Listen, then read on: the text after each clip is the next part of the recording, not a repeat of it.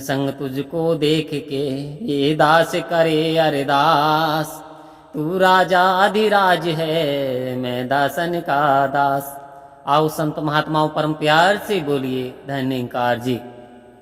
कि अवतार वाणी की लाइन है कि तू शहंशाह का शहंशाह है, मैं तेरे दासों का दास हूं।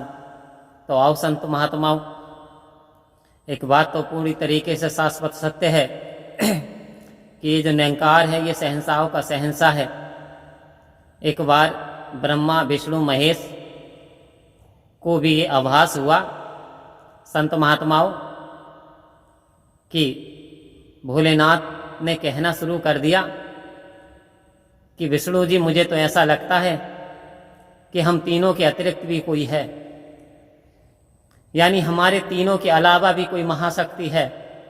आओ संत महात्माओं, विष्णु भी मुस्कुराए, लेकिन जैसे ही ये बात ब्रह्मा जी से कही हमारे अतिरिक्त भी कोई ऐसी महाशक्ति है जो आगे अंतर चेतना देती है, हमसे भी पहले भी थी वो दिव्य शक्ति, ऐसा भोलेनाथ बता रहे हैं।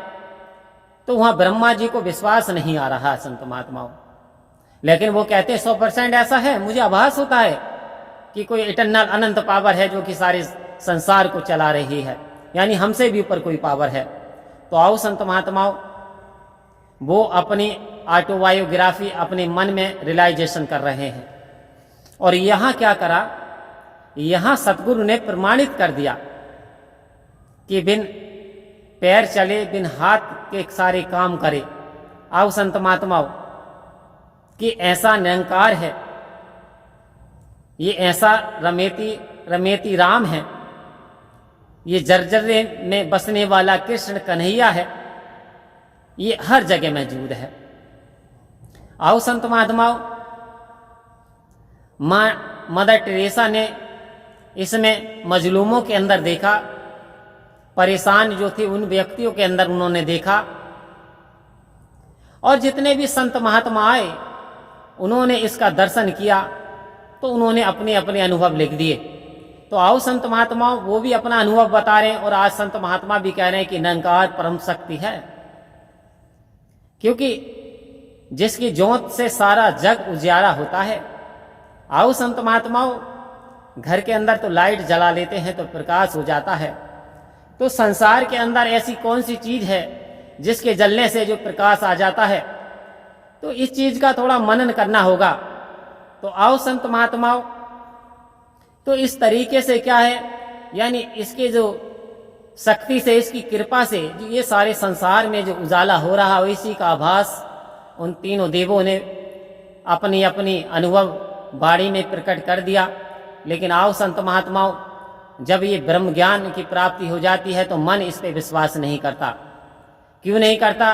क्योंकि इससे पहले जैसे कि एक चमगादड़ लटकी हुई होती है पेड़ों पे, और उनसे कहा जाता है कि सवेरा हो गया, लेकिन वो कहती है कि सवेरा तो होता ही नहीं, यानी कहने का अर्थ है कि रात ही रात होती है। आओ संत महात्माओं, होता क्या है, क्योंकि वो कभी उन्हें दिखाई नहीं देता और दिन में ही उनकी आंखें बंद हो जाती हैं, और रात में जब आंखें खुलती हैं तो रात होती है, और दिन में उनकी आंखें बंद हो जाती हैं तो उनके लिए रात होती है। तो ठीक इसी प्रकार से जिन जिन व्यक्ति ने ये रियलाइजेशन नहीं किया है कि आओ परम संतो कि ये निरंकार सत्ता भी है, ये परमपिता परमात्मा जर्रे जर्रे में रमने वाला राम, जब इसकी अनुभूति इस आत्मा को हो जाता है तो होता क्या है कि पायो जी मैंने नाम रतन धन पायो, वस्तु दी अमूलक गुरु ने कर कृपा अपनायो। तब फिर ये भाव विभोर होकर के झूमने लगती है। आओ संत महात्माओं, मीरा ने पाया था सारा घरबार छोड़ के, यानी धुन गाना शुरू कर दिया। कबीरा ने पाया तो वो आनंद में झूमना शुरू कर दिया। आओ संत महात्माओं, जिसके हिस्से में ये आता चला जाता है तो वास्तव में दुनियावी दौलतें उसके सामने फीकी हुआ करती हैं, क्योंकि भक्त हमेशा सदा प्रसन्नचित रहता है। जब अपने आप को सच्चिदानंद से जोड़ लेता है, सच्चे आनंद के साथ इसका टच हो जाता है, तो फिर वास्तव में वहाँ दुविधा वाली बात नहीं रह जाती।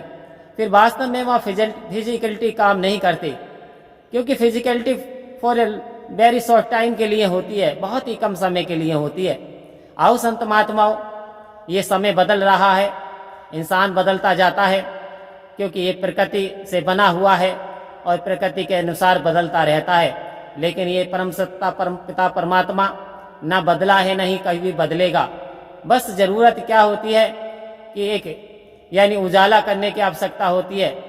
जिस प्रकार से अंधकार कमरे में एक लाइट जला दी जाती है, उजाला हो जाता है, ठीक इसी प्रकार से जब ये ब्रह्म ज्ञान की दात मिल जाती है तो माया विरूपी पर्दे हट जाते हैं, तो वास्तव में हमें इसकी ज्योत नजर आने लगती है और इंसान आनंदमय जीवन जीते हुए परमात्मा के गुण गाते हुए इस पर विश्वास करना शुरू कर देता है।